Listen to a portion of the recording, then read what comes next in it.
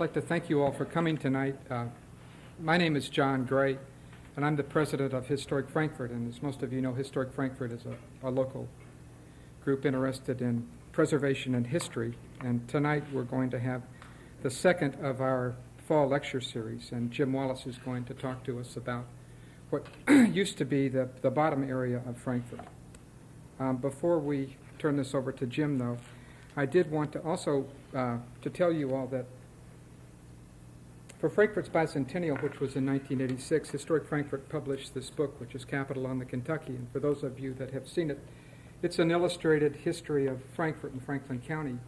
And we collected hundreds of photographs and negatives during the publishing of this book. Not all of those negatives and photographs made it into the book, so we have quite a collection of photographs and negatives. And that was 6 years ago, and we really haven't done anything with those photographs and negatives in the last 6 years. And we think that what we ought to do with them is have them archived and protected and stored somewhere, like at the Historical Society or the Paul Sawyer Library or Library and Archives, so that future generations can have access to this collection. And I had asked Diane Bryant to come tonight. She was interested in this lecture, but she's also an archivist from Library and Archives, and she's the person that's actually going to help us do this archives project. So I would just ask Diane to stand up, and so you all can see who she is. Right now, Jim Wallace of the Historical Society has been working on a project where he's been interviewing people and collecting information on what used to be called the Craw area, or the bottom area of Frankfort.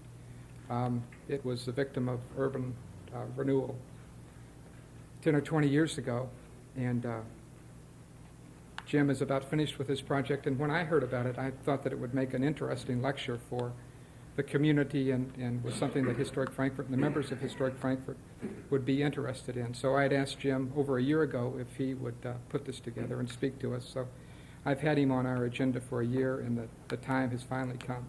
And Jim told me that he finally finished his presentation at 4:30 this afternoon. So I'll now turn this over to Jim Wallace. What do you expect when you hear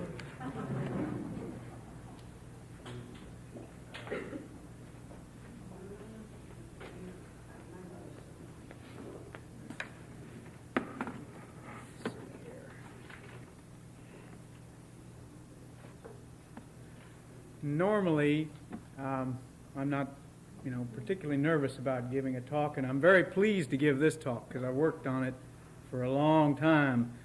But I am a little bit more nervous tonight than I would be otherwise, not because of the number of people that are here or because who they are, but there's issues of proximity and issues of content that have sort of got me a little concerned. Normally when I give a talk, I'm 150 miles away from home, and by the time they can form a posse, I'm halfway back to Frankfort. And I'll never see those people again 9 times out of 10. And then content is a concern as well. You ask yourself, why are there so many people here tonight? What is it about the bottom, or Craw, that makes it so memorable, so special, so sensitive to some people? And there's a couple of reasons for that. You people, many of them here tonight, you folks have lived this story. And it's a complicated and an intricate story. And it's easy to make mistakes. That article that came out in Sunday's paper, several people said, oh, that's a nice article. Well, first of all, I forgot to mention the First Baptist Church, which had a major, major role in supporting and sustaining people down in the bottom.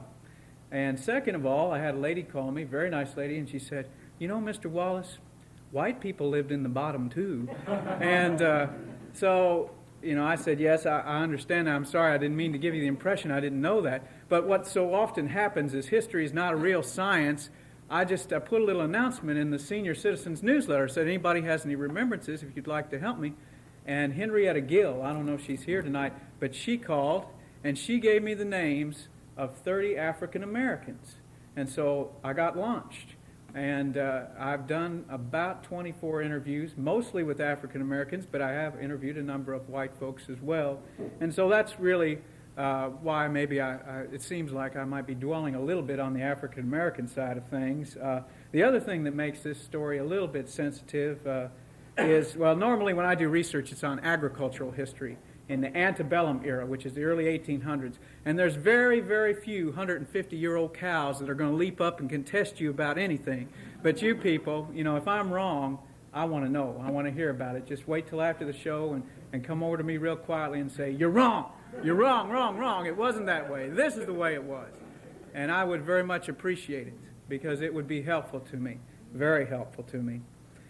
The other thing about content is, which story do you tell? Which story and from whose perspective? Well, let's keep it simple. Let's stay with urban renewal. 1955, 1972, real short period of time. Well, let's hear what some of the residents have to say about urban renewal. And I'm going to quote from what they told me. I'm not going to identify who gave me the material, and I'll tell you why, because when I put this together, I didn't think I was going to do a public presentation, and I feel like it might be a violation of trust to name the person who gave me the quote.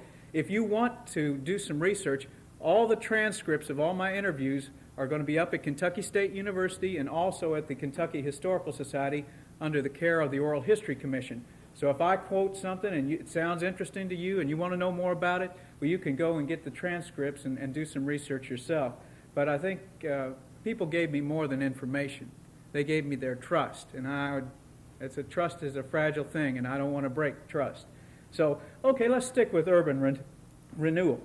By the way, if there's an obscenity used, I will use it. I don't want to offend anybody, but I feel like I've got to be honest to what was said to me. I went to one meeting, and this is about a public hearing on urban renewal, and got insulted. My landlord was Ernest Wooldridge, and I got up on the floor and I made a statement. I thought this urban renewal was a good thing. A lot of people needed help. There was sub-houses down there that people had to live in and didn't have nowhere else to live. And if we look at it that way, it might help get us better houses. And Mr. Wooldridge let me know real quick, you ain't got a word to say about this. You don't own nothing down there. One simple story, two completely opposite perspectives. And so maybe that's too complicated. Let's stay away from urban renewal. Let's go to the joints, the hangouts, the Cozy Corner, the 99, Shine Boys, the Grill, the Playhouse Inn, Peachtree, Sky Blue, Blue Moon, Tiptoe Inn, White City Pool Room, Stag Bar. Which one? Well, okay, let's stick with the ones that the whites were the clientele. Or maybe we should stick with the ones that the blacks were the clientele. Or maybe focus on those that were white-owned but black-operated. Well, we'll look at one little story here, the Blue Moon. And I said to the fellow, "Describe the Blue Moon to me." And he said, "Oh, it's just a beer joint, just a hangout." Now that old rascal, 20 grand, he'd get a couple cases of beer bottles and fill them up with water, had these girls in there, and they'd cap it off and go out and ask a guy, "Buy me a beer. Get me a beer." You go get them a beer, and it's a damn bottle of water, charging a quarter, too. Well, forget the joints. Forget the joints. There's too many of them. Let's just stick with the bad men, or the strong men, or the ward healers, or the kingpins. John Follis. We could do a week's worth of programs on John Follis, a program every night this week. You'd never cover the same material twice. He was a Don Juan, a Robin Hood, a bootlegger, a grocer, and according to one man who was his nephew by marriage, an evil bastard. So let me quote a couple perspectives on John Follis. I met Mr. Follis when I was 12, and he was a soldier in the Salvation Army. He met my brother and sister and me, and we all played together. We worked up at the hemp mill. Later on in years, we got to going together, and he's 18 and I was 15, and we married when I was only 16 years old and moved to Louisville, and he worked at the veneering mill. We later moved back to Frankfort where our parents lived, and he began to go to church. He lived a good life for many, many years, but finally drifted back to that old crowd. And he always had a desire to live for the Lord. He's a good-hearted man. And when we got up on our feet, why, he'd give until it hurt. Had a terrible temper, though. And he did things that he'd regret to his dying day. And I know he's missed by the thousands he befriended. That's his wife. Now, we want to hear from his nephew by marriage. I had an uncle, John Wallace, and he's a bad man, an evil man. And I said to him, well, what do you mean? How was he evil? He'd beat the piss out of you for nothing. Beat up many a man. He hit my grandmother with a pair of brass knucks. He's mean, evil. Oh, he shot 1 or 2, 3 different ones. And I was sort of trying to get a little more balance on this. And I said, well, it's funny on him. Some people will tell you that he's a nice man, that he'd give you credit at his store. He'd give you a load of coal, or he'd let you run up a tab. And the guy came back and he said, now this is my opinion of John Wallace. He said, in my opinion, he's my uncle by marriage, and he was a no-good bastard. And that's, you can just get, if you can't even get 2 people to agree on almost any aspect of the bottom. Which story? It's your expectations that concern me. I don't want to disappoint people. I make a real hard effort not to disappoint people.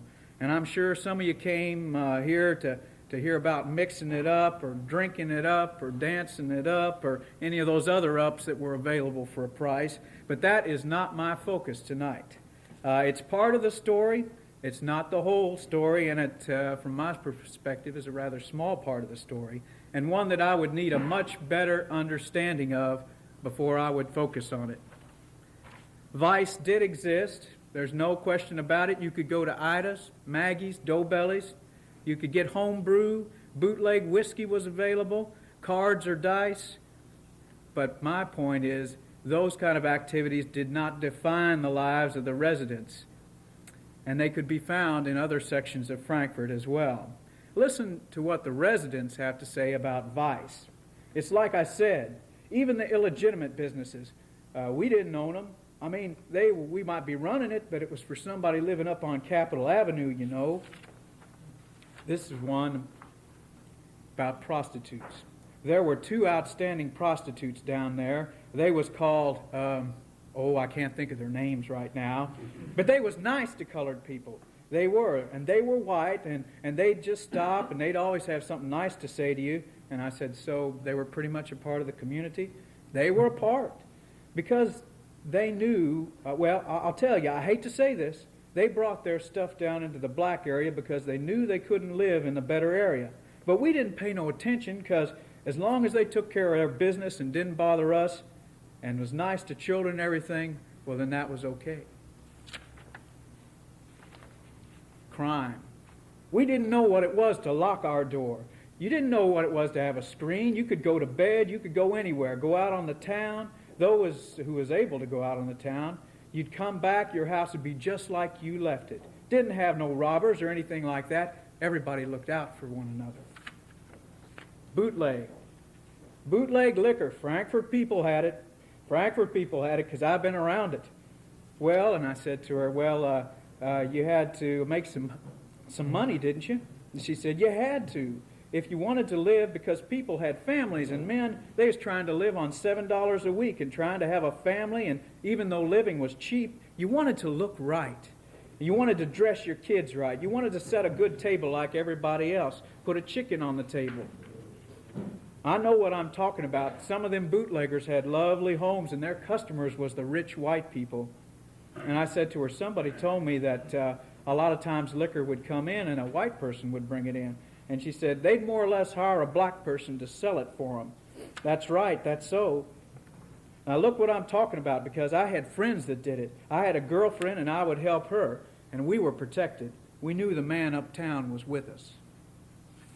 So you can see just from those few comments that even if you focused on vice, even if you looked at it, you'd have to look at it from many different perspectives.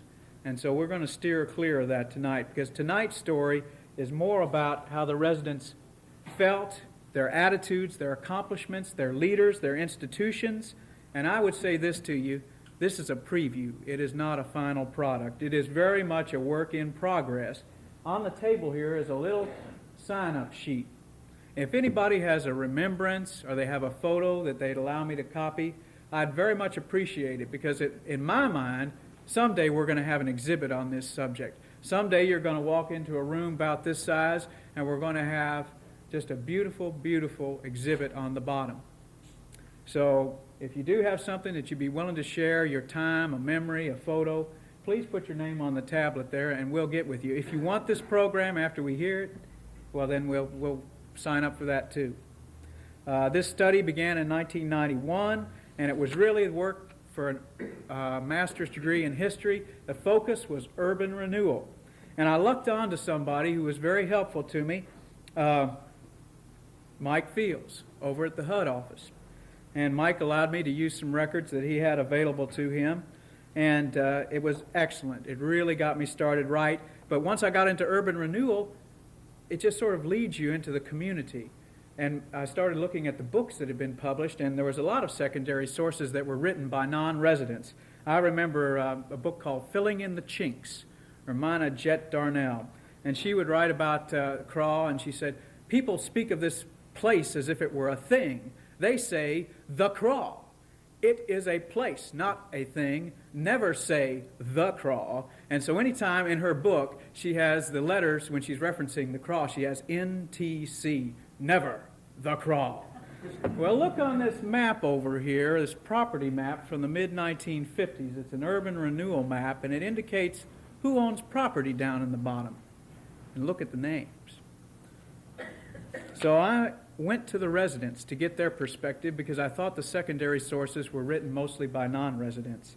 And to date, I've conducted 24 interviews, and I've met some of the finest people that you would ever want to meet. I've been in homes that had exquisite antiques. We've talked, we've laughed. I've literally sat at the feet of people and spent 2 to 3 hours just sharing with them. And many, many times, most of the time, I came away with much more than I ever brought into the situation.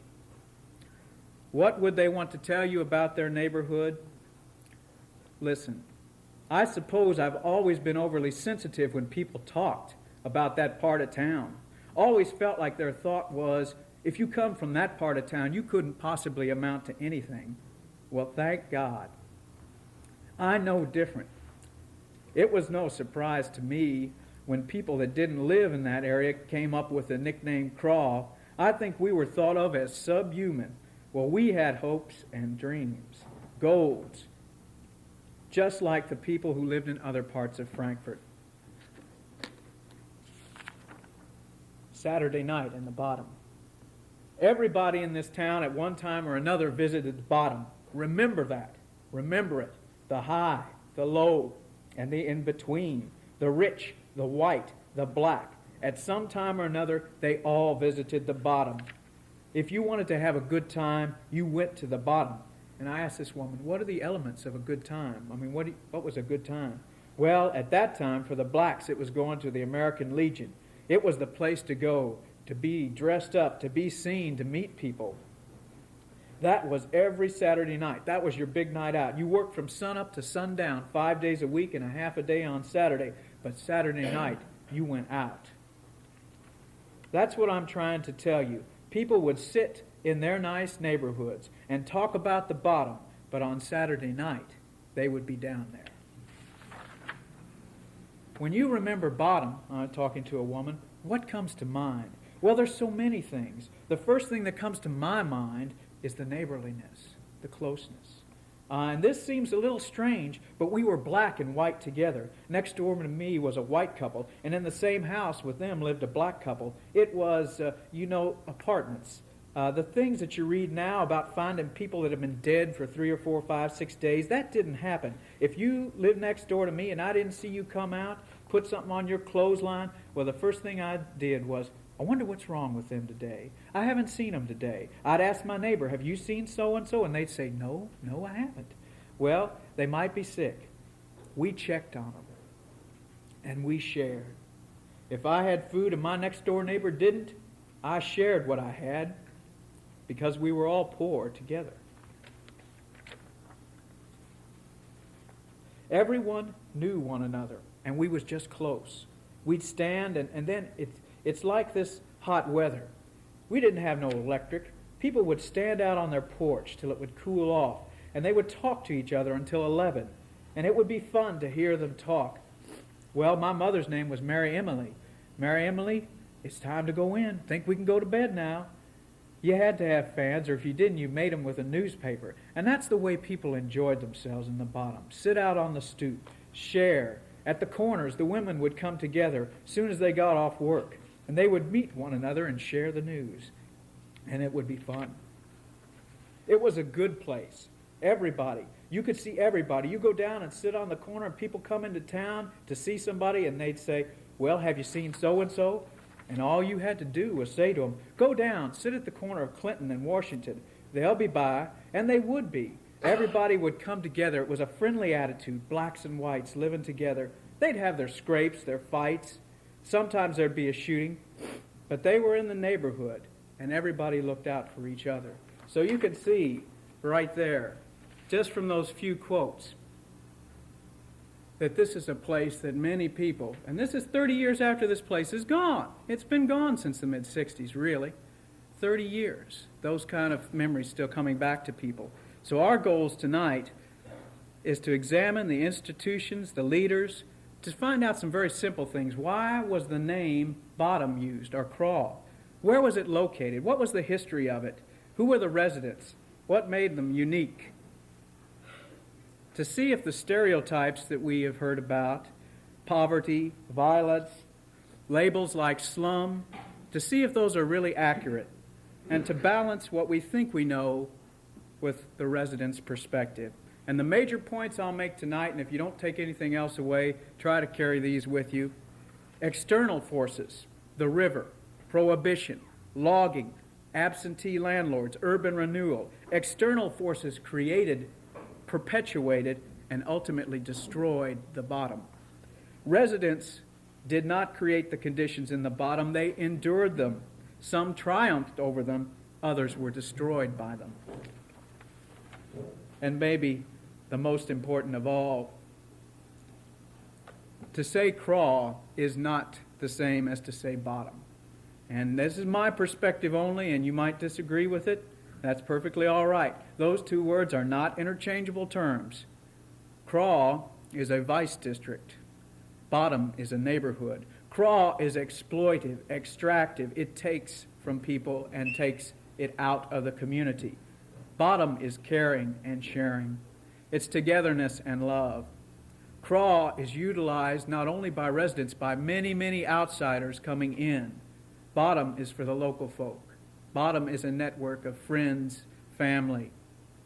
Geographically, they're intertwined, but bottom, from my perspective, is higher ground than Craw, not burdened with the labels that Craw carries, and reserves and deserves a special identity. During the slideshow, I'll quote from some of the interviews. As I said, I will not discuss who the people are. If profanity is used, I will quote it. I will not quote racial epitaphs, and I want to say to you that the people I met with were outstanding people, fine people. Heard very little in the way of profanity and almost no racial epitaphs. Afterwards, we'll have a little question and answer, and these maps up here are Sanborn insurance maps, and I've Xeroxed the originals and done paste-ups. The year on the map says 1925, but actually when the Sanborn Company would do their paste-ups, they brought it forward to 1940. So the buildings, the structures indicated are actually as current as 1940. The color code is derived from city directories. I would go to city directories and I'd go street by street looking for names, resident patterns, and I'd color code. The pink lines are for African Americans. In the 1940 map, this one here, the solid color pink indicates it's an African American homeowner who resides in their home. And then the map here is the urban renewal property map. And all you have to do is identify the block, look up the block number and the parcel number, and then you can find out who owned it. And these are really fun. The two other items up there, the best newspaper article I've ever seen written was done by Ron Herron, and it's an interview with Papa Jazz Berry, and I've attached it there to the board, and then there's a picture of Mayo Underwood School. So let's go down in the bottom for a while.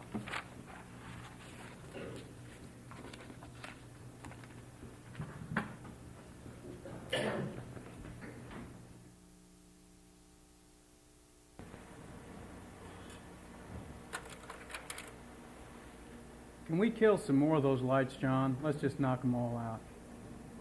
Except maybe the ones back. You could maybe keep those on over the portrait. I think those are, yeah, that'd be nice. Where was it? Where was it? It's very hard to get any two people to agree where it was. But the boundaries that I use are the ones of the Urban Renewal Project. I'm going to jump around in front of you here. This is not the best of photographs. It's an aerial view from about 1956, and it's from an appraiser's document during the Urban Renewal Project. My boundaries for the bottom may be very different from yours. But what I do is I start on the west with the river. The south is Broadway and the railroad tracks. I go far north as Hill Street. Others will go all the way out to Mid Factory Hill, which I think, on reflection, I should have done. It was a mistake not to go all the way out to Mid Factory Hill. And I go as far east, let's see here, as St. Clair, on the little capital here, it's over here, as far east as St. Clair, and then a little bit of blank ran over. You can see the appraiser has marked out the urban renewal area in red. But that's my boundaries for bottom, and I'd be happy to talk to anybody who has different boundaries, whereas Craw is more or less right at the intersection of Washington and Clinton, and there's some joints here, and maybe a few scattered in other places, but right here is about Craw. The name, bottom, or Craw. Well, there's a couple different stories on the name.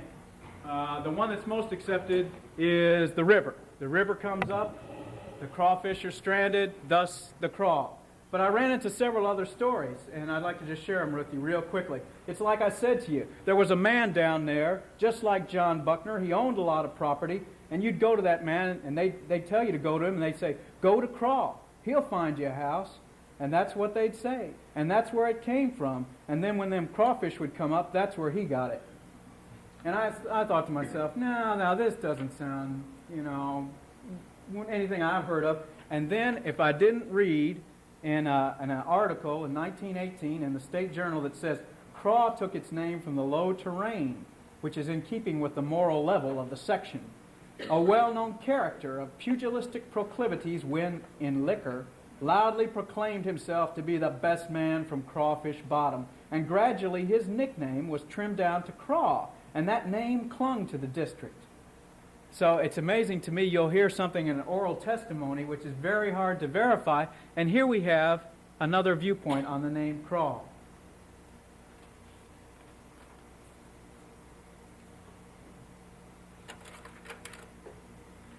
The section was platted very early on. This is Achilles Sneed map, and it dates to 1803, but the area was really not heavily settled till after the Civil War. Okay, here's a Maypother, Hart Maypother map, and let's look at a close-up of it so you can get a little bit better detail. The green section there in the center is the old Capitol and the buildings on the old Capitol grounds, and then you can see toward the upper left corner, very little in the way of dwellings. Look along Wilkinson Street, which is on your far left running straight up. Very little at all prior to the Civil War. Now when you go, let's look at an 1871 bird's eye view. This is an artist's rendition of Frankfort. And we look at a close-up of the 1871. And still, there's more houses now along Wilkinson Street. There's more houses north of Miro, which is in the lower left corner there. But still, it's not as heavily settled as you would think.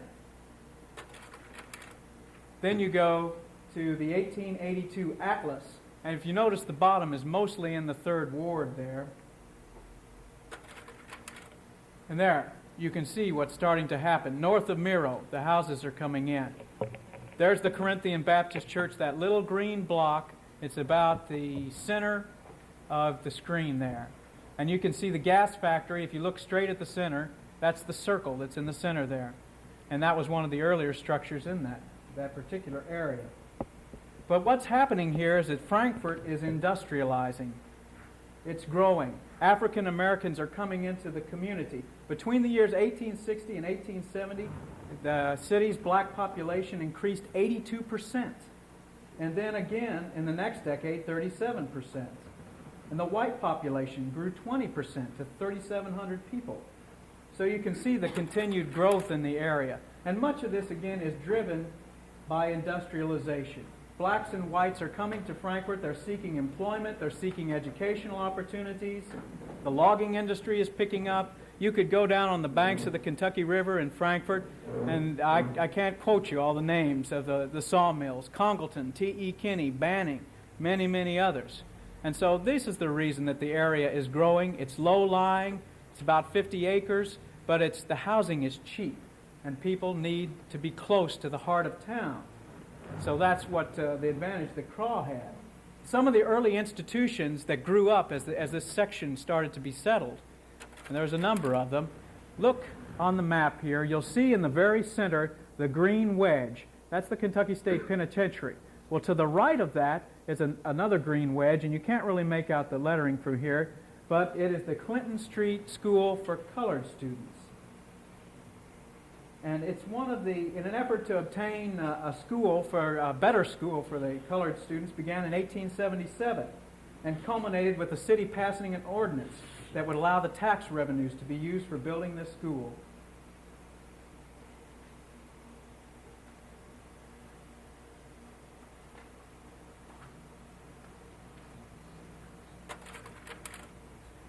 Here's a picture of the school. I haven't found a photograph of it, but I did find a line drawing of it. And this was out of a newspaper.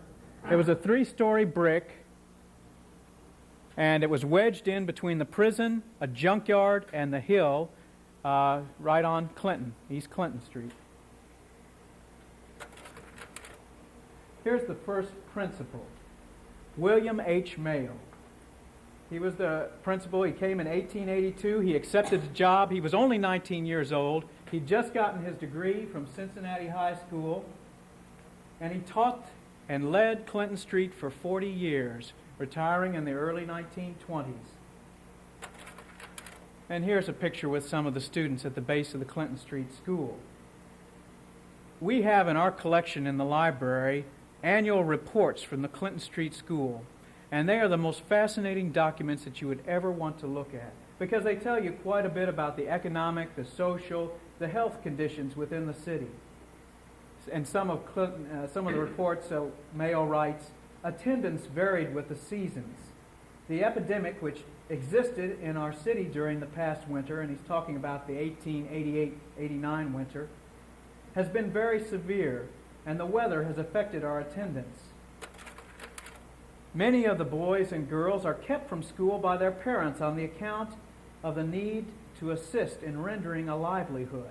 And I found in looking at those records, once you hit about the 6th grade, even though the school ran up through the 12th grade, many of the students dropped out. Very few would continue all the way on through, and I guess in many instances went home to help Mama and Daddy make a living. And looking at the 1914-1915 school year, of the 347 pupils, only a third of them were in grades beyond the 6th grade. In that particular year, 1914-15, there were 13 teachers, 8 of which lived in the bottom. This is Professor Mayo's daughter, Selena, and that is the most beautiful dress I have ever seen on a woman. She went on to graduate from Clinton and went back to teach at the school. And she was the directress of the school's domestic science and art department. And she later would teach at Mayo Underwood. This is their home on 311 Wilkeson Street. When you talk about, some people will say, well, only poor people lived in the bottom. Well, they didn't live in the bottom, but you can see that these are not poor people. They are upper middle class. Educators, teachers were very much looked up to by the community. They were idolized by their students and the adult community. The Wilkeson Street School, I don't have an image of it with me, but I've been told, and maybe somebody can correct me, I've been told that it was further down on Wilkeson, and you see that blue building right there about the upper center? That, I believe, is the Wilkeson Street School before it was relocated farther out Wilkeson Street. But the white families equally valued education, and they resented it very much when South Frankfort would get more facilities or more school dollars than their facilities would receive. And I've seen several newspaper articles where they complained bitterly that the South Frankfort people were getting more attention from the school system than they were getting. When you talk about institutions that buoyed up the community, that supported residents, one of the first that comes to mind is the Oddfellows building. This image is made in 1917. The building itself was built in 1908 and located at 429 Washington Street. It was built by black craftsmen, funded by blacks, and served as the headquarters of the Capital City Lodge and the Household of Ruth and the Frankfort Black Masonic Order. I think it's a very impressive structure, and it's very reflective of the pride and the resourcefulness of the community. It functioned as a social center, as a business center, and a meeting place and a rallying point. And this is one of the lodges here, and I'm not really sure which of the lodges this is. Again, the image dates back to 1917. Lodges and secret societies, mutual benefit societies, served as a safety net. They helped widows and orphans. They raised funds for local projects, provided insurance benefits. They instilled values of thrift and industry and hard work. And they were places to socialize and have recreation. It was evidence of the philosophy of self-help and race solidarity. This is one of the lodges. I've been told it's the United Brothers of Friendship, organized in 1897. All in 1912, in little bitty Frankfort, we had 23 chapters representing 10 different organizations. And this is just in the black community alone. I'm sure there was even more in the white community. We had Oddfellows, we had the Knights of Pythias, the Masonic Lodge, the Mosaic Templars of America, the Order of the Eastern Star, the Good Samaritans, Sisters of the Mysterious Ten, the Union Benevolent Society, the United Brothers of Friendship, the GAR had their George W. Monroe post, all of which, or for the most part, met in that building that we saw just a few minutes ago. And I was at a home of an individual, and he brought out to me something that I never thought I would see, lodge ribbons. Beautiful, beautiful lodge ribbons that dated back to 1897. And they had almost like ceramic tops on them, and they were just gorgeous. And if you have any kind of artifacts that relate to our community's history, please hold on to them. These things are very precious. He had stumbled onto these things just in an abandoned church. It wasn't even in our community. They were scattered on the floor. So there are things that relate to our history out there.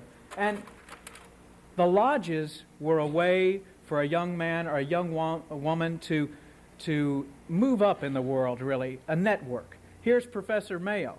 He is a Mason. He's got his robe on there, his uniform, carrying his sword. It provided people with leadership opportunities, and I think that's one of the reasons there were so many of these lodges. Again, I said the Oddfellows building was a center of business. Here's the People's Pharmacy, and the photo dates back to 1912. Again, we're at 429 Washington Street. Just to tell you some of the businesses that were in there in 1912, they had a restaurant, they had the Capital Amusement Company. Then in 1930, the La Palma restaurant was located in the same space that you see. Dr. E.E. Underwood had his offices. Dr. W.G. Weathers, the Mammoth Life Insurance Company, which was a black insurance company that was organized in Louisville, but they had a regional office here in Frankfort in that particular building. In 1940, this space was occupied by the Lum and Abner store. Lum and Abner were much like Amos and Andy. And the Lum and Abner store was run by John J. Sullivan, who was in there at that time. And then 10 years later, Fred Allen had his barbershop, and eventually the American Legion and the VFW all used that building. There were many, many black businesses. And I just wanted to show you a few images. This is not in the bottom. It's on Broadway. This is Benjamin F. Spencer's boot shop. He had been born a slave, a man who educated himself, eventually acquired a teaching certificate, taught for 6 years, and then opened his boot shop in Frankfort. These images are at the University of Kentucky. But it's just another example of the business climate that was down close to the area or in the area. There were many, many black entrepreneurs. Here's another one of them, the Thomas K. Robb Funeral Home. The Robb Funeral Home was located at the corner of St. Clair and Clinton, right in the northwest corner there. But in addition to these kind of businesses, there was contractors, plasters, brick masons. I was surprised how many black craftsmen were operating in the area at the turn of the century. We had craftswomen as well. There were seamstresses, hairdressers. They had professionals, teachers, doctors, lawyers, pharmacists. So when people say to you that the bottom was nothing but poor people, that is not correct. There was never less than 2 or 3 physicians in the area. This slide here is representative of one of the businesses that you'd see a lot of, grocery stores and restaurants. This is William Hayden's restaurant. The date of this particular image is 1919. And what you're looking at is the intersection of Washington and Clinton. Put your back to the Oddfellows building and look cat-a-corner to the northwest corner, and this is what you'd see. William Hayden's, I think he would like to refer to it as a restaurant. It could have been more than that. But he was a policeman, and this particular address is 400 West Clinton. Later, Clemson Onan would have his grocery in here. It eventually became the Tiptoe Inn, and later the Cozy Corner. Let me just read you something about the Cozy Corner. The Cozy Corner, that was up in the bottom. It was just a place where young people and older people sat and went to drink, to eat, have a sandwich, buy a cold beer. It was just a place where you met friends. It was a clean place, a nice place. I show you this image, and this is in a private collection. We're going to concentrate on the photo that's up in the upper left corner. That's at the intersection of Clinton and Wilkeson Street. And it, at one time, housed a grocery. Alonzo Lewis's grocery was in there at one time. But almost on every street corner, it's amazing to me how many groceries were down, small little operations, but the groceries that were down in this community. Let's just call off a few of them. Frog Woods, Triplets, Nell Sullivan's, Billy Dean's, Johnny Follis's, Bryant's Grocery, Marshall's, Joe Burkhart's. Benjamin Clark had a grocery in this particular building, the one in the upper left corner, in 1912. In 1940, Alonzo Lewis was running the B&B grocery in there. And eventually a used furniture store went in there. And to tell you about groceries, I talked to one of the restaurants and residents, and he said they just carried enough stuff for the neighborhood. Like they had some of everything. Not a lot of everything, but some. A bag of taters. Stand it up there in the store, and you'd go get 10 pounds. I'd get 10 pounds. By Monday night, that might be gone. And then they buy a little bit more. It was credit. Credit held up those institutions. You had to have credit. Besides the businesses we talked about, there was a thriving professional community. And I don't think that you could talk about the bottom and not talk about this particular man, Dr. E.E. Underwood. He came here to Frankfort, and I'm not sure of the exact date. I've seen references to him in the 1890s. He may have been here earlier than that. He was a leader in the black community, a physician. He was also an author, and he's probably written the best book on the colored churches of Frankfort. It's entitled The Colored Churches of Frankfort. Came out in 1906. Beautiful, beautiful photographs in that book, many of which are in the collection of the Kentucky Historical Society. He was a poet, a newspaper publisher. He published a newspaper called the Bluegrass Bugle. It was in publication from 1899 to 1918. Professor Mayo was on the editorial board, Tom Brooks, who was a contractor, and then Dr. Underwood edited it. But he was also a leader in the NAACP. He died in 1944 and was eventually, his shoes were filled by Dr. B.T. Holmes, who came into the community in the late 40s to fill that void when Dr. Underwood had passed away. He lived only 2 doors down from Tony Papa on Mira Street, about 310 Mira. And he was at the center of the political world for the blacks. He was a big-time Republican. Here he is with the Exposition Committee in 1915, and I don't know exactly what the Exposition Commission, I believe it was called, Exposition Commission, was doing, but you can see that he was at the center of it. Other black leaders, John Buckner. John Buckner. He owned considerable property in the bottom. He had nine parcels in the bottom alone, plus others in South Frankfort. He was a domestic. He worked for the Berries along with his wife up at Berry Hill, and status could come to a black by association with an important or powerful white family. But John was also a far-sighted individual, a talented individual, a carpenter. Let me tell you a real quick John Buckner story. I talked to a fellow about living in the bottom. He said, I rented a house from an old colored fellow, and I went to pay my rent one day, and he said, Joe, how much you paying me? And I said, well, that's $100, John. I said, I've been here 10 months. And he said, well, what if I was to tell you to move? What would you have? And I said, well, I don't think you'll tell me to move as long as I pay my rent. And he said, Joe, you ain't listening. You ain't getting what I'm getting at. I want you to own you a home. And I said, well, man, ain't no way I can get it. He said, Joe, I'm going to fix it so you can have you a home. Now, this is a black fella. And I said, what was his name? John Buckner. Well, he worked for the Berries for years and years and owned a bunch of houses and went up. He took me up to the old Capitol building and loan and said, you all got a house for sale on Wilkinson, and I want this boy to own it. Said he lives in my house and always paid his rent, but I want him to own him a house. Now here's a leader in the black community. I think it's a beautiful, beautiful example of some of the positive race relationships that were down in the bottom. Here's a black man who's well off helping a white man acquire a home. The man there, the second from the left, is John Ecton, a contractor who helped build the Oddfellows building. The main point that I'm trying to make to you all is it's not just poor people. There was a class structure in the bottom, but the criteria for being middle class or upper class is not necessarily the thickness of your wallet or where you live, because oftentimes you don't have much choice where you live. Status might come from education, it might come from the complexion, it might come from your occupation or your association with a powerful family. Here's the Robb family. Do you remember the funeral home I showed you?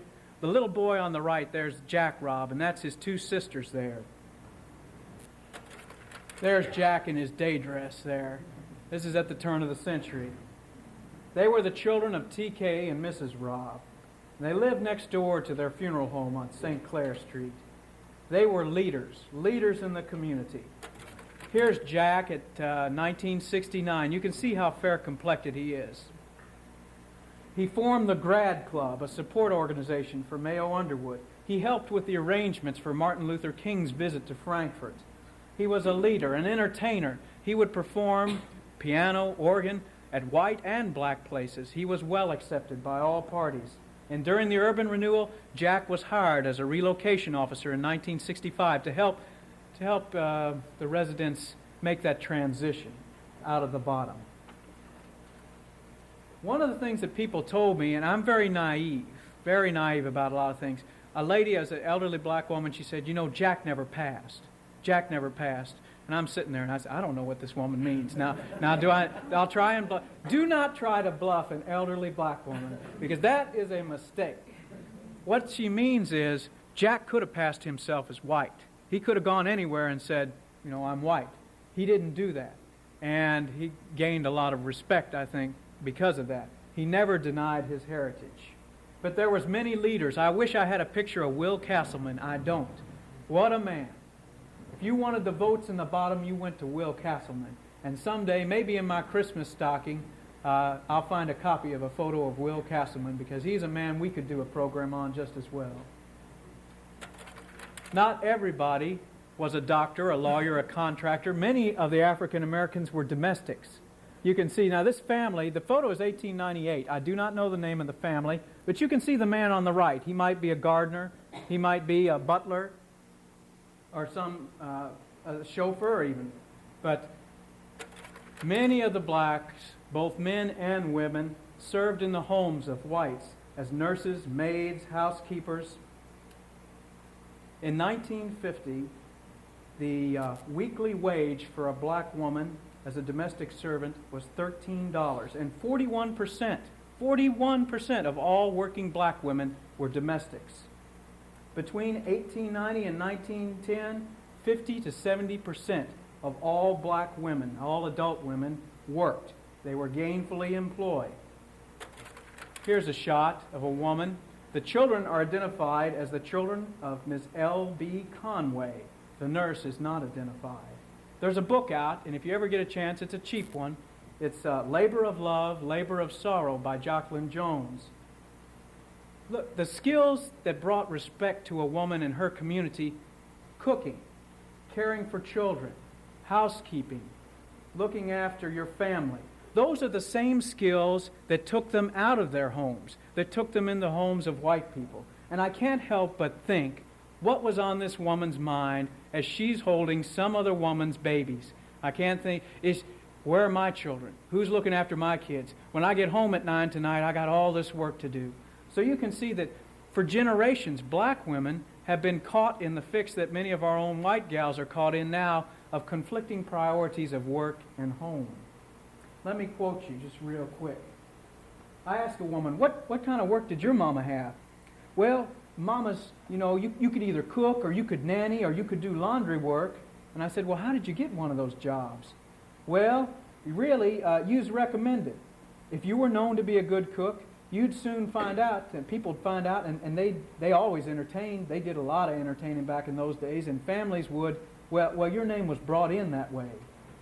Well, tell me about your mama. You told me a story about your mama bringing home food to you. We called it smother boxes. Well, what was a smother box? Well, it was leftovers. It was just anything that was left on the table that they didn't want, brought home from their kitchen, their table. They'd allow Mama to bring home a little bit for the children, just enough to feed the children. So she got that in addition to her wages, I asked. And I said, yeah. And she said, Mama got $5 a week. And that was good money for a lady. Laundresses. Many, many laundresses. I don't have an image of a laundress, but let me just tell you, most of the blacks and whites got along down there. They lived together, one next to the other. But I'll tell you, one of the more popular things I remember down there was the white people used to come down there and they'd bring their laundries on a Monday. And the black people knew what time to expect it. Well, approximately. They'd drive up and they'd honk their horns, and there's blacks to go out and get the laundry. And they knew exactly what time they were supposed to pick it up, and they'd come back by, and by the same token, they'd honk the horn and we'd bring out the laundry. And I said, well, you mean they didn't even get out of their cars? And I said, no, they's a half afraid. They'd heard so many rumors and stories about the bottom. They just wanted to get that laundry and get out of there as quick as they could. Everybody worked. Everybody worked. My brother used to deliver clothes for people because all those rich white people, they'd have us do their clothes. But the thing I remember most about is the stories about cooks. This is Ben Madison. The photo is right at the turn of the century. I don't know the exact year. He was a leader at the First Baptist Church. But it seems like almost every interview I had, there'd be stories about cooking or cooking skills or respect for a man or a woman who could cook. So let me just lay a few stories on you here. Mama Bryant. This is a fellow talking. Now, she was a prominent person. She lived at the corner of Clinton and Center Street. And I said to this fellow, I said, well, what made her prominent? Well, she had food sales. She was an outstanding cook. During that time, they called them food sales festivals. Saturday night, people had the food sales. They hung up a lantern on a nail, and you could look and see, and there was that festival over at Mama Bryant's, festival there at Miss Jackson's. Well, people could cook, and you'd go there, and they'd have maybe fried chicken or fish or something different that people wanted. And I'd, of course, I had my little wagon. I'd take orders, and maybe 8-10 people wanted it. And they'd put it in plates or bowls, and I'd take it back to them. Made myself a nickel here or there doing that. So you just went down, and you waited, and got your place, and sat down, wrapped up that food, and took it out. And I said to this man, well, why do they call them festivals? I mean, why is it a festival? And he said, well, I guess it was just a gathering of the people. I've often wondered myself, just like you and I, we say, well, let's go down there tonight. Let's eat ourselves some fish. Well, here comes somebody else, and they're eating too, and we're all sitting at the table laughing and talking. I guess that's why it's a festival.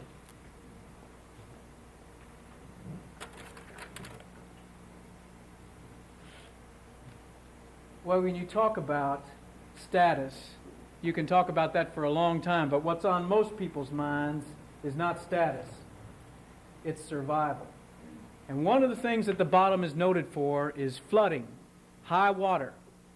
This is a photograph taken from the old Capitol. You're looking west toward the Kentucky River. It's the 1883 flood, I believe. And this photo is so typical. It's perfect. Perfect for the bottom. It's the corner or intersection of Clinton and Washington. You're looking north toward the hill, Washington Street. And repeatedly, over and over, people told me when the water came up, it always came up first at the intersection of Clinton and Washington.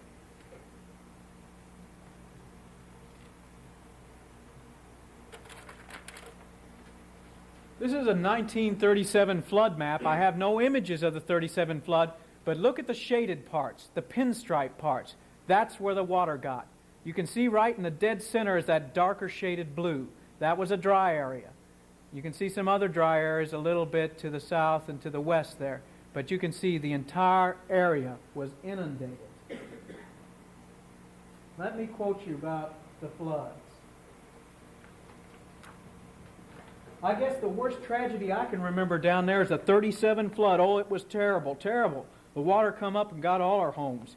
Yeah, my sister-in-law lived up on the hill there, and the water didn't get to her house. There was 18 of us up there in 3 little rooms where the people had been flooded out, and the electric was off. There was only one little 2-cap stove in there. We called it a 2-cap monkey, and that's what we cooked on.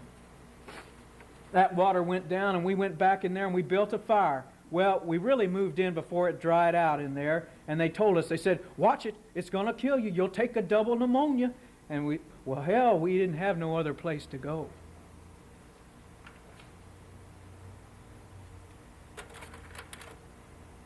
This is the 1962 flood, and you're looking west on Clinton Street at the intersection of Washington and Clinton, and you recognize the Oddfellows building there. What struck me when I was hearing these flood stories was that people's ability to persevere, people's ability to overcome. Let me just quote you again. I'm going to say something else here.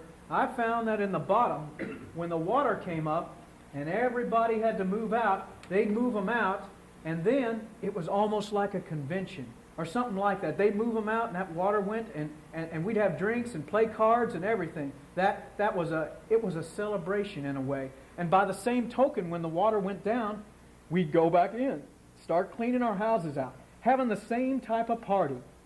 And do you know, I have always said that people that didn't know the people in the bottom didn't realize who they were, because those people down there were the cleanest people I ever met. I've got a number of slides here of the housing conditions. They're all taken in 1913 and 1914. They were made by a group called the Civic League, which was a progressive-era women's organization. The earliest reference I've found to it is 1903. It may have existed before then, but its mission was to promote cleanliness. Now let's say one thing. People will tell you photos don't lie. That is not correct. Any piece of evidence can be manipulated to say what you want it to say. Now, a group that's out to promote cleanliness, what kind of photos are they going to take? Are they going to take photos of areas that are already clean? No. So bear that in mind as we look at these images. And bear in mind the title of this series of images, which is on the back, The Slums of Frankfort. Here are some houses on Wilkinson Street. You're looking west. There's the river in the background. If you look at the urban renewal statistics, you might be tempted to conclude that this area was a slum. There were small lots. There were limited yards. Most of the homes were heated with grate or coal stoves. There was no furnaces. Few had indoor plumbing. 266 out of the 460 dwellings had no indoor bathing facilities. 40% had only cold water coming into their houses. Urban renewal officials in the 1950s deemed 89% of the 358 buildings in the bottom deficient.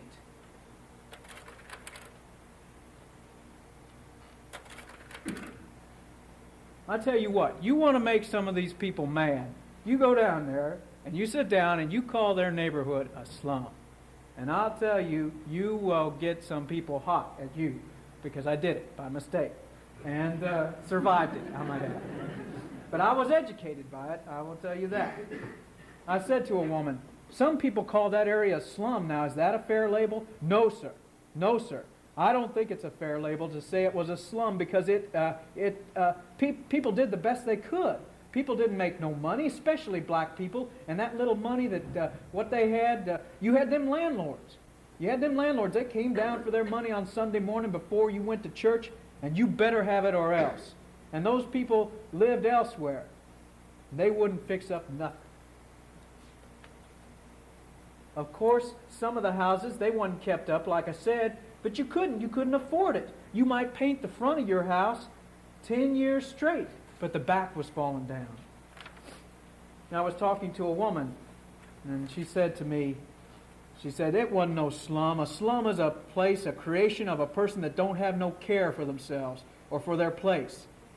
Everybody was clean. The homes were clean. I've seen people go out and scrub and wash their sidewalks off. People was clean. You didn't see trash and stuff like that out in the yards. Everybody had pride. We had pride. The thing I want to say about this, I'm talking to another person. Now some of them homes, they wasn't big, beautiful homes or anything, but some was nice. And people took pride in their homes. It was theirs, and they could live in it, and their children could live in it. Then there was older people, and they thought they'd made it, so to speak. They had homes paid for. And it's just like any old neighborhood that you go anywhere. You'll see some good and some bad. And I want to tell you, 9 times out of 10, them houses that were bad, them people didn't own them. They rented from slumlords, and when I say slumlords, I mean slumlords. They didn't have to live in it. They didn't care what it looked like, and all they wanted was their $3 that every week. And if you didn't have it, you was on the street. And I know for sure, I lived on Washington Street, and in the winter, you could look at any wall, and you'd see daylight.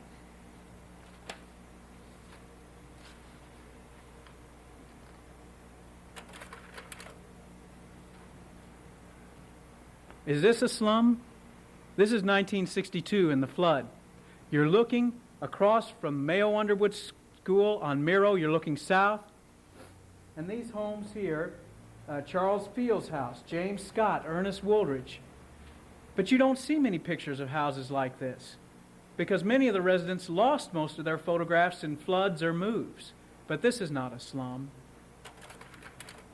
This is Washington Street, 611 Washington Street. The man on your right is James Graham. The fellow next to him is Marshall Andrews. So you're looking west onto Washington Street there. Life was hard, but there were institutions that existed to help and to soften the conditions. The Salvation Army. This is a picture taken in 1915. The Salvation Army was organized in Frankfort in 1897. It was originally located on Clinton Street, 422 Clinton. Eventually, Johnny Fensel had his meat market in there, but originally the Salvation Army was there. And they moved to this building in 1915, which became their new headquarters. Look at the building on the far right. It's a brick building. It still stands today. If you go down there to the Salvation Army, I believe they have their thrift store there. It's one of the few buildings that's still down there. There were other institutions. The mission of the First Baptist Church, the Philadelphia Baraka Mission. This is an image taken in 1819. The Wilkinson Street School. Sunday School is the title of it. What year? 1919. Did I say 1819? My apologies, 1919. And then the YMCA. I talked to a fellow, he said, one day a week, they'd let us poor kids come in there and swim. And said, none of us owned swimsuits. We just swam in there naked and everything. And so I looked at this image, and all them kids have towels wrapped around them. Now I wonder, maybe they just all want to have towels wrapped around them. But I suspect that there is a reason. But I had a woman, I sat down with her, she's very elderly, and she gave me a letter that she had written that sort of pulls all these 3 institutions together. She said, we went to the Baptist Mission Church every Sunday to get a free card that let us go over to the picture show at the YMCA. Without that card, we didn't get in. We all sat on the floor, and it was funny pictures. No sound, but they's funny. Then on Sunday afternoon, we all went up to the Salvation Army. later in the afternoon. And we all walked down to the bottom, or Craw as it was called, and there's a man. Called him Old Dad. He packed a drum, and others had horns and tambourines, and they'd all sing, and we'd sing with them. Stand there on the corner and listen to the service.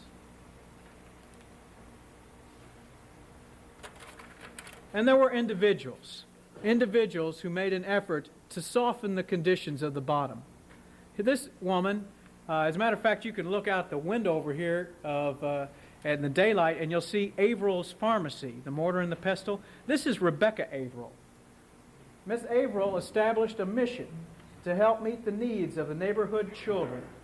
And I'm going to quote just briefly from a newspaper article. Miss Ann Hamilton and Miss Rebecca Averill established a mission in an empty storeroom at the corner of Miro and Wilkeson. And they offered free kindergarten. They clothed, bathed many a needy child. They organized games and singing.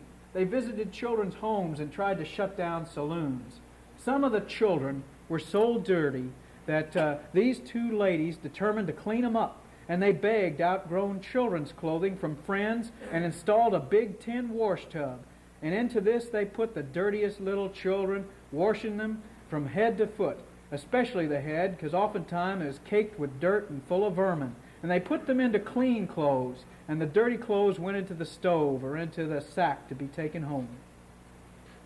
Many people trying to help folk in the bottom.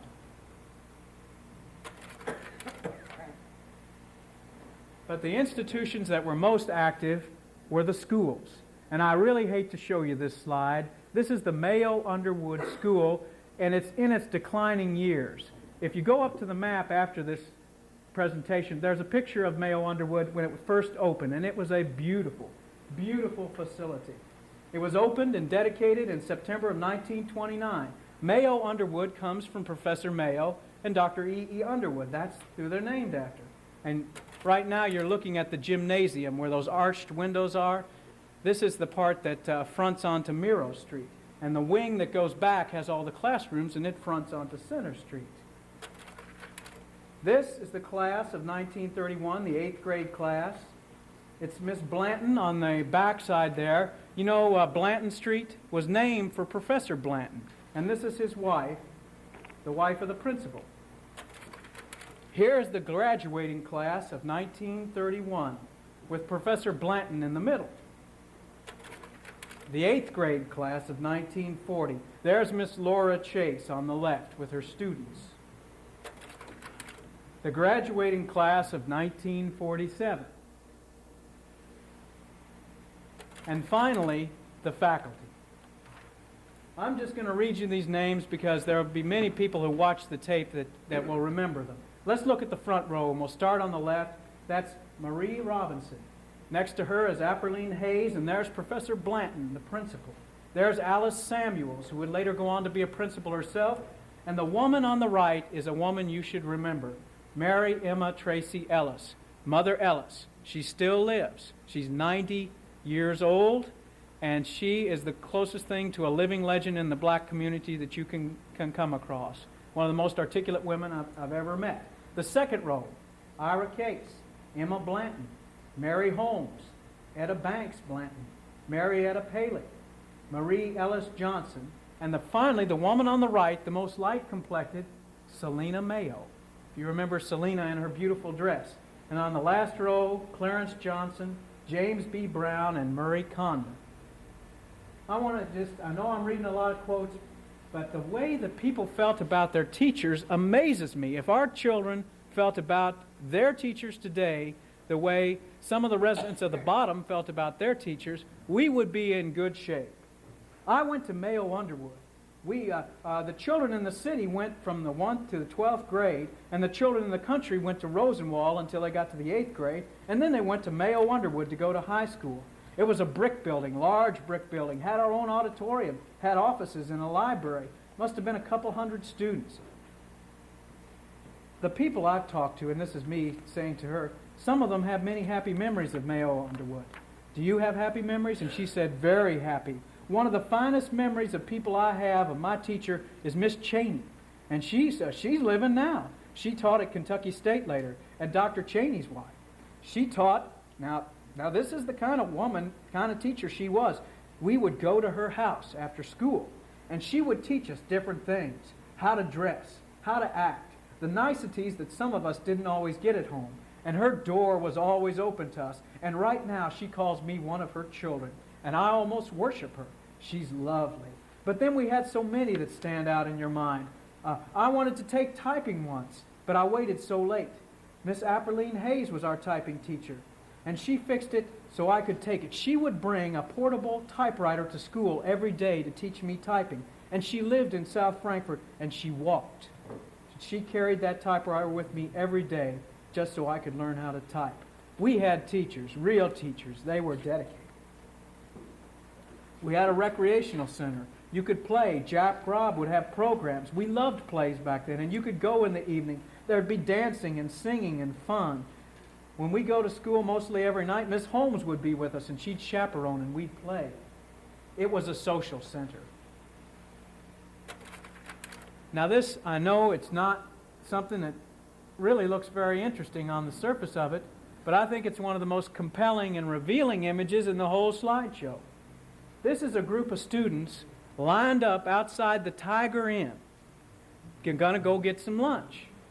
Now, Mayo Underwood did not have a cafeteria, so you had to go out, either go home or go to the Tiger Inn.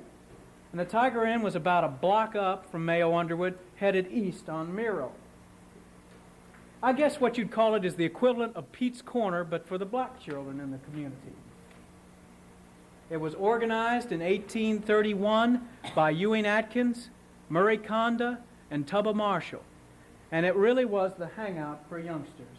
Well, the Tiger Inn, now, we went to the Tiger Inn every day for lunch. And we, once we got in high school and had a little money, we'd go get Mr. Atkins' chili or his beans. It was a place to go, It was a hangout, mostly for the young kids. Come at lunchtime. You'd have a soda. I mean, after school, your parents would let you go there at night because there wasn't nothing going on there. And I said, well, what attracted you to the Tiger Inn? I guess they gave us a little freedom. We could go in there and we could play the record player. And then we could stand up and they had a fountain and you could buy a Coke or sit down and talk to one another or talk to Mr. Atkins and he'd listen to you.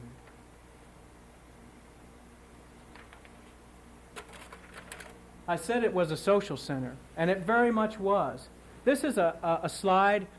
Out in our community are artifacts that relate to these things. And this is a particular poster. It's for a benefit, one of those programs that I was talking to you about. It's called the Jazz Wedding and Fashion Review. Friday, September 19th, 1930, at the Mayo Underwood Auditorium.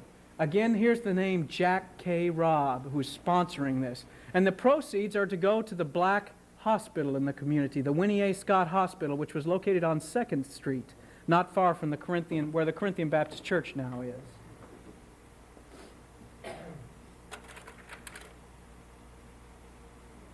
Children. I heard so many stories about children. Many, many, many stories. Love and discipline, concern for children, communities raising their children. One woman said, "We were the children of the neighborhood. Every woman was your mother. Every man was your father. It didn't have to be your mama or your daddy to correct you. It could be anyone who caught you doing something wrong." Protectiveness, community involvement, raising children, discipline. Many, many stories about discipline. In the gym, after graduation, you got your diploma, we'd go down for the dance, the prom. And a lot of times, those little girls, their mamas would come and they'd be waiting for the girls. And when the dance was over, the mothers, it was embarrassing to the girls. They'd wait across the street, not meeting their daughters, wait until they got out of school, but they made them come out. The daughters, now, mama sometimes would be up in the balcony waiting for you, which was okay. If you did right, there was no problem. But if you did wrong, mama was down there on that dance floor and you were gone. I have a lady friend, an associate of mine. She was growed up before her father stopped tagging along when she would go to school. She would, and two more girls, they'd be walking, but their daddy was with them every step of the way.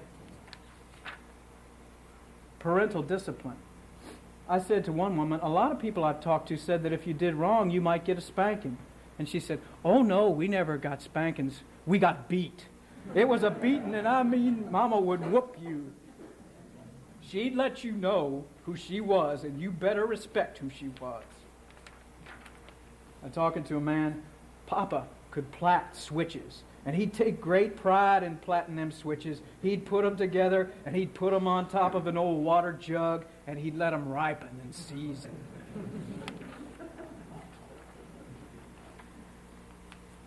This is a funny little story. About during that time, 3 of us slept in one bed. And whoever got on the high side of the bed, that was good sleeping. Because if you was down in the middle, well, sometimes they'd urinate on you and things like that. You'd get wet. And you'd have to get up in the morning and wash your pajamas. And a lot of us didn't have pajamas. You had to sleep in your underwear and wear them. And then I kept the bed just about 10 inches from the wall. The old man, he'd come in there, and you'd think everything was over. He'd come in there, he'd say, "Well, my young man, you didn't come in like I told you. You didn't do what your mama said about that stove wood. You, James, why didn't you? I'd say, Papa, but, well, here I go out and I work and I slave and I try to have something for you all. And then he'd tie in, he'd pull them covers off. And it was something that you'd done last week that you thought he'd forgot all about. That was that beating too. And I had a way of turning over and rolling off in the bed, get down between the bed and the rest of them. They'd come up with these whelps, but not me.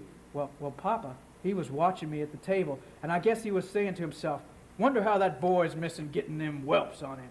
So one night we'd done something. Papa came back with a switch, and we could look up on the wardrobe and see his shadow coming through the house, out of the bedroom, coming back to see us.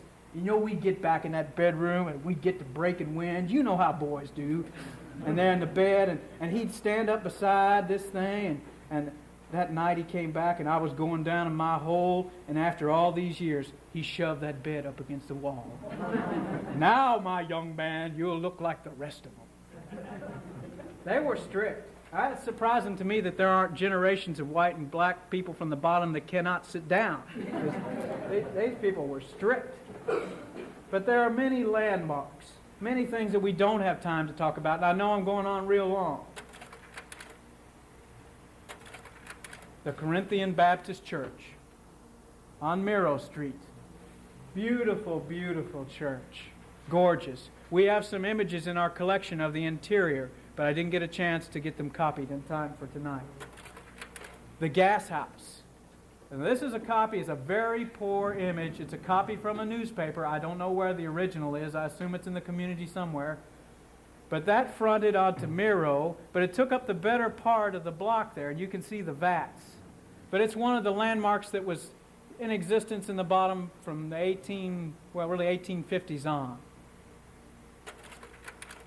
This is a shot made in the mid-1960s, an aerial shot of urban renewal. Urban renewal came to Frankfort about 1955 and really got going in 1958.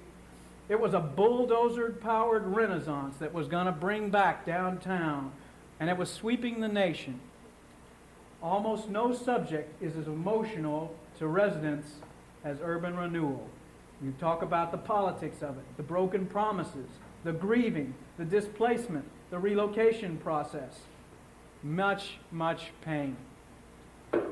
I was living in a room down in the bottom. We had 2 bedrooms, and there was closets in our apartment. We never had closets much when we lived in the slumlord houses. They didn't have closets. And we had a bathroom and hot and cold water and a nice porch and a yard, and we moved up to the public housing project. It was a 1-bedroom. My daughter and I had to sleep in the same bed together because they put us in a 1-bedroom. And I stood on the porch. I'll never forget it. I stood on the porch and I cried the day I had to move because it was just so small and the room was so small. And I had to put my bed in catacornered in that room because you couldn't put it in flat.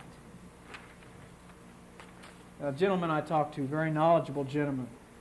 Well, basically what I think, and I actually believe that it was all a cruel mirage. They came in and they painted such a beautiful picture, of how things were going to be so much better. But there was people that suffered 15, 20 years as a result of it. Actually, it broke up families. People were taking sides. The black leadership was totally disrupted. You take what we wound up with in the American Legion over there. We had a building that was put together by blacks. I mean, it was built by a 3-story building, and we wound up with a little hut. And I spoke to this woman. She said, they made us promises. That's what we were looking forward to, those promises. That the government was going to build us homes, that you had 40 years to pay for those homes. And see, that's what hurt the people, because a lot of us were relying on that, and it never did materialize. I told my mother, I said, we'll save our money. We'll save. That's what we'll do. And we'll come back, and we'll buy one of those houses. But it never happened. And that's the only thing we never could understand. What happened to those houses?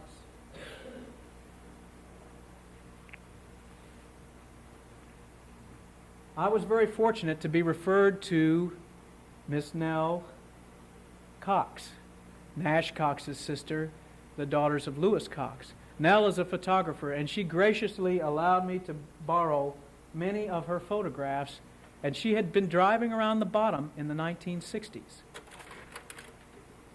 I don't know where some of these buildings are, but I know that they're in the bottom.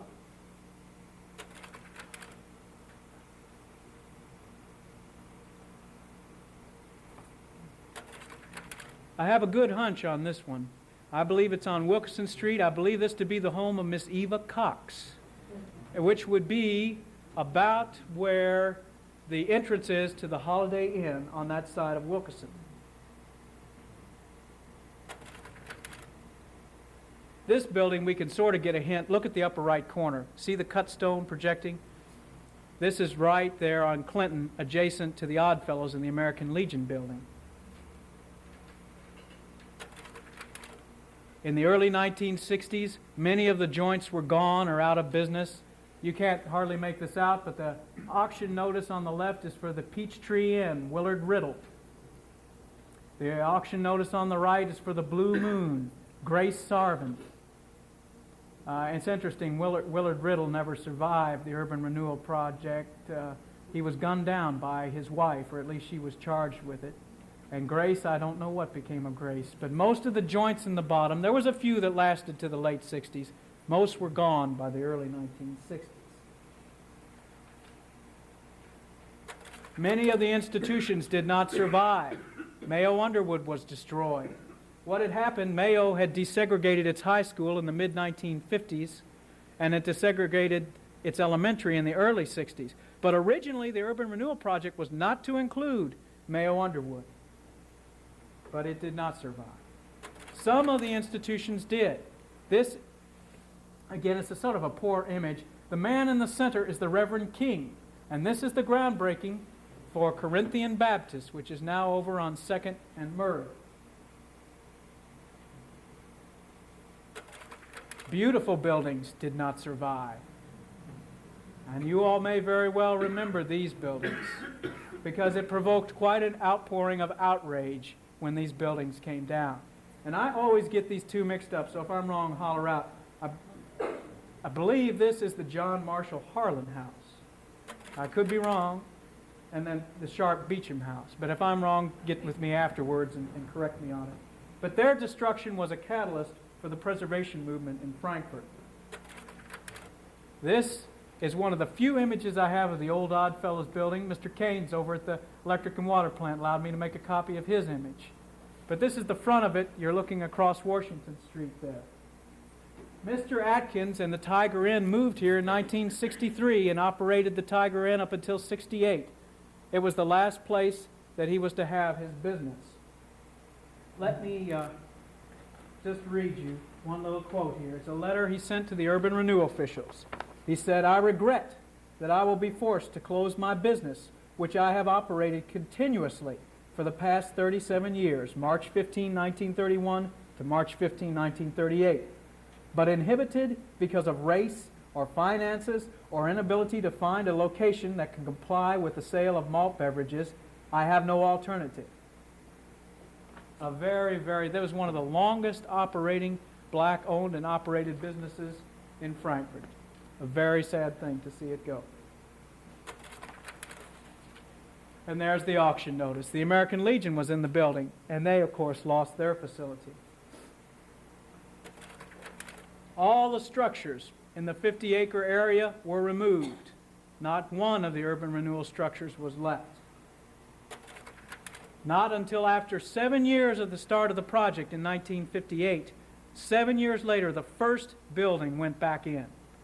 And this was typical of urban renewal projects. They were much better on clearing things out than they were on putting things back in.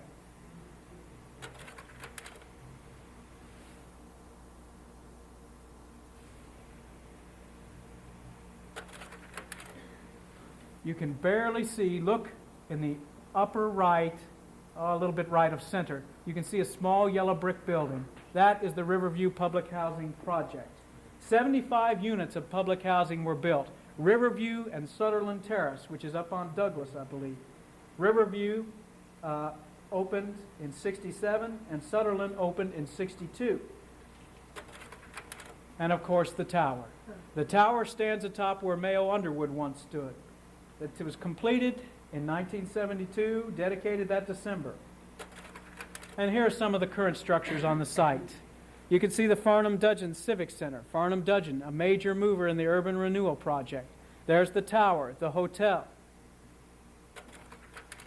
Here we are looking at Miro from the intersection of St. Clair looking west on Miro. If we had stepped back 30 or 40 years, right on that corner there would have been Tony Papa, and 2 doors down from him, Dr. E.E. Underwood. We could have stopped and gone around behind Tony's and got ourselves an ice cream cone if we'd wanted it. Here we are looking west on Clinton Street from St. Clair again. And here's Wilkeson looking north.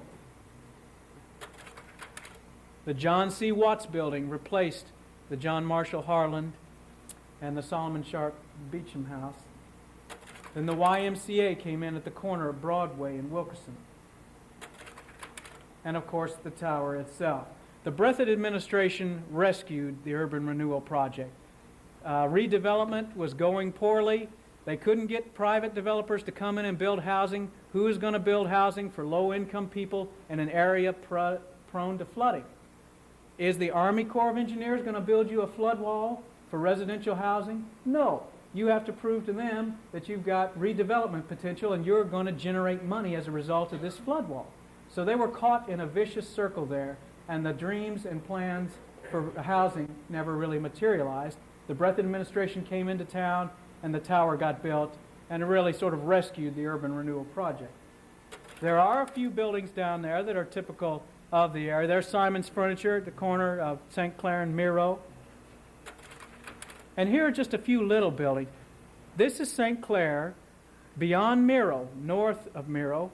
And this little house here, it would be very typical of a residential dwelling in the bottom. Maybe not in this quite a good shape as this, but you can see it's small and has an L wing coming off the back. And then adjacent to it is a duplex. And this would be at the corner of what would have been Blanton and St. Clair. This is very, very, to me, sort of takes me back. You're looking at what would have been Blanton Street. This building fronts onto the big parking lot that's adjacent to the cave. And you see how narrow and skinny, how small the lot is, the outside stairway leading up to an apartment on the second floor, very reflective of what buildings in the bottom would have been like, and again, maybe not in quite this good a shape. And then the Salvation Army building I told you about earlier that was there. I wanted to leave you with just a few quotes. I know we've had a lot tonight, but there were other institutions besides the buildings. There were characters, people who were loved and well known. Squeezer Brown, Mr. Squeezer. Squeezer, he'd get a bunch of kids and he'd march them, you know. They was in Squeezer's army. They'd march and he'd take them to Tiger's Inn, and that's where the kids hung out mostly. And they'd have a man lock the door, and then anything they wanted in Tiger's Inn. And if they didn't act right now, he'd put them right out. Put them out that door and tell them to go on home to Mama or something. But if they acted right, they'd get pop or ice cream or candy or anything. They say that man spent most of his pension on kids, taking them to different stores, buying them candy and pop and stuff. Squeezer, Now, to have met that man, you'd have loved that man. He'd keep you laughing. He could play the banjo, play the guitar, play the piano. He loved children. He spent his bonus on children. In later years, as he grew older, you know, he went to a home, but he loved to laugh. He had this little song. I saw him one day working on a house, and the sun was high in the sky. And he came down off of that ladder, and he grabbed his guitar, and he started playing, "I don't bother work, and work don't bother me."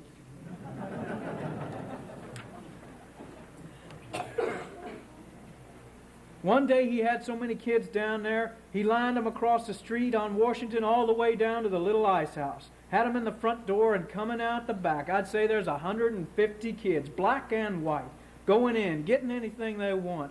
Of course, Mr. Atkins didn't have much candy and stuff like that, but he always sold out when Squeezer brought his crew in. Yes, sir, he was a wonderful person. He'd have his uniform, his hat. Sometimes you'd see him in different outfits. Might be in a high hat with tails on. Oh, he was something. Mr. Squeezer was something. And then a story I didn't get recorded, a fellow said he saw Squeezer walking down the street and he saw some kids and he reached in his pocket and pulled out everything he got and just threw it up in the air, scattered it on the ground to him.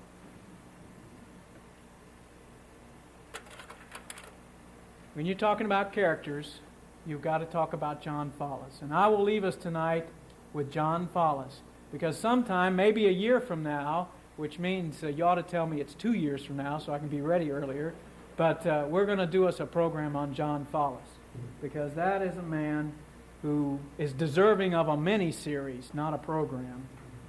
And perhaps the next time we meet, we can discuss it. I know I've left out a lot, and I know I've gone on too long, all in the same thing. We could talk about the prisons. We could talk about the rivers. We could talk about the politics. Sometimes the stories would be beautiful. Sometimes they'd be tragic, but they would be stories we would not forget.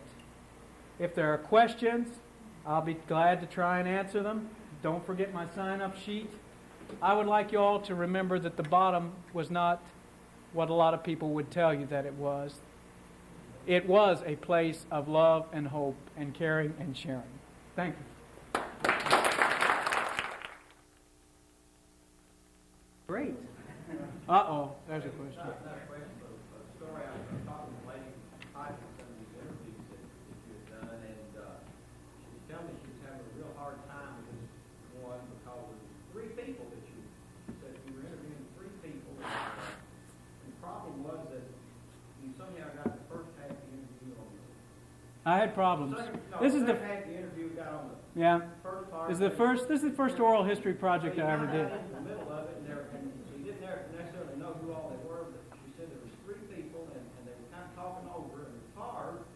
And she said, but when she got to the second half of the tape, it got a lot easier, but she figured out that there was actually 4 people talking. That's normally not the way you do it, but if somebody says, "Honey, come on in here, this man wants to talk to us," and then she brings to her friends, you don't say, "Honey, get on out of here, I don't want to talk to you, I came to talk to him." It's not the best way. I would tell you this, that it was my first project. I shouldn't admit it in public. I recorded over the top of one of my interviews before I realized what I was doing. Tragic. Fortunately, that one I got squared away.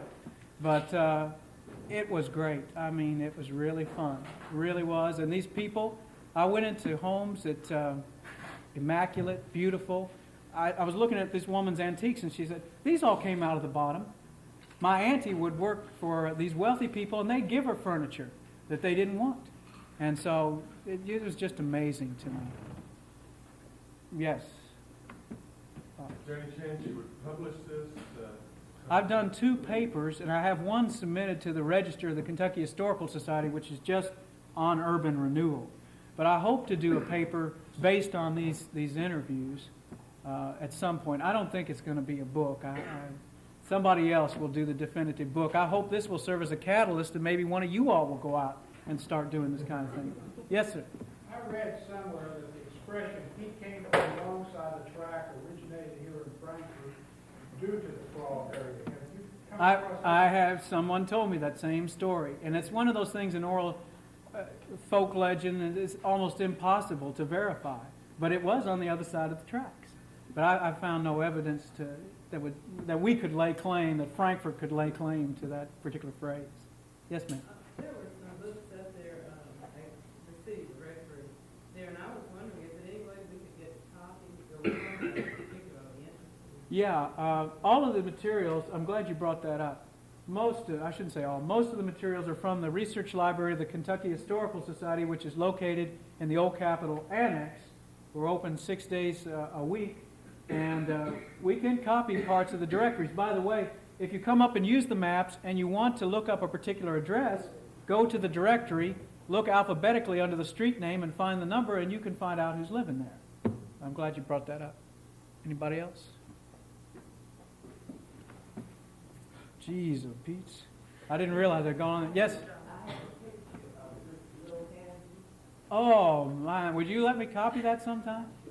Whoa, tonight has been worth it. Oh, that's great. Great. Will Castleman. Oh, what a character. Good. I'm thinking now in terms of my late wife. When she went to South Frankfort and was going out to Dallas, she was uneasy sometimes until she got across the railroad track over in Craw. I heard somebody else tell me that story. They said, I never felt safe till I got to Craw. I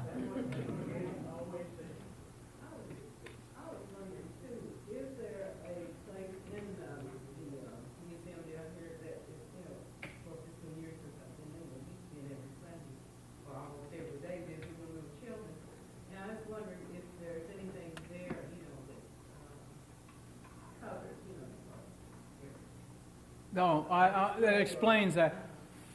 Our exhibits stop at the year 1900, but we do have temporary gallery space, and one of the things we have on the drawing board is a plan to do a temporary exhibit on this subject.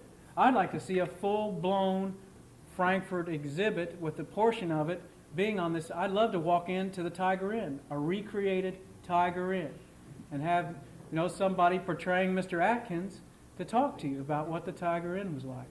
That would be wonderful. You all worn down?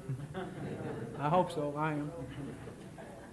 Well, PBS and the Civil War has Ken Burns, and Frankfort in the bottom have Jim Wallace.